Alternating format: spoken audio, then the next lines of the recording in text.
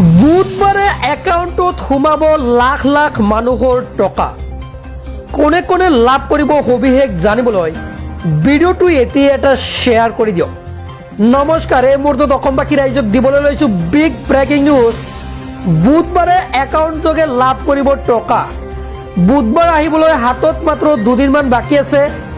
আপোনালোকে ভিডিঅ'টো অলপো স্কিপ নকৰি প্ৰথমৰ পৰা শেষলৈকে চাই থাকিব আৰু যদি শ্বেয়াৰ কৰা নাই সকলোকে দেখাৰ সুযোগ কৰি দিব। তাৰ বাবে শ্বেয়াৰ আছে, শ্বেয়াৰ এটা কৰি এতিয়াই আপুনি ৰাখি দিয়ক, কিয়নো অসমৰ সকলোৱে যাতে জানিব পাৰে যে যি বুধবাৰ আহি আছে হাতত মাত্ৰ দুদিন, এই বুধবাৰে যাতে সকলোৱে এই যিসমূহ আঁচনিৰ কথা উল্লেখ কৰিছে সকলোৱে যাতে টকা লাভ কৰিব পাৰে।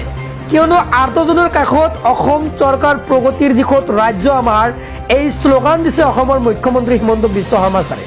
আৰু 10 তাৰিখ হৈছে পেঞ্চন আৰু অৰুণোদয়ৰ দিন, আৰু বুধবাৰ দিনাই কিন্তু 10 তাৰিখ। 10 তাৰিখত কোনে কোনে টকা লাভ কৰিব জানি লওক।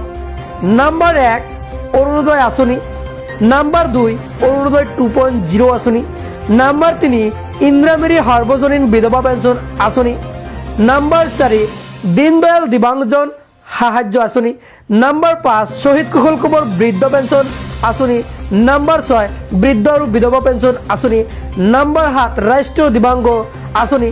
এইকেইখন আঁচনিৰ টকা কিন্তু 10 তাৰিখে একাউণ্টত সোমাই পৰিব আৰু অসম চৰকাৰে লাখ লাখ হিতাধিকাৰীক কিন্তু টকা ট্ৰান্সফাৰ কৰি দিব ডিবিটিৰ মাধ্যমত। আৰু যদি আপুনি এইকেইটা আঁচনিৰ ভিতৰত অন্তৰ্ভুক্ত হৈ আছে তেন্তে আপুনি কমেণ্ট এটা কৰি জনাব কোনটো আঁচনিত অন্তৰ্ভুক্ত হৈ আছে। আৰু যিসকলৰ ৰেচন কাৰ্ড আছে তেওঁলোকক অতি শীঘ্ৰে অৰুণোদয় দিব আৰু কেতিয়া দিব নিশ্চয় আপোনালোকক জনাই দিব। সেয়েহে পেজটো ফ'ল' কৰি ৰাখি দিয়ক। ধন্যবাদ।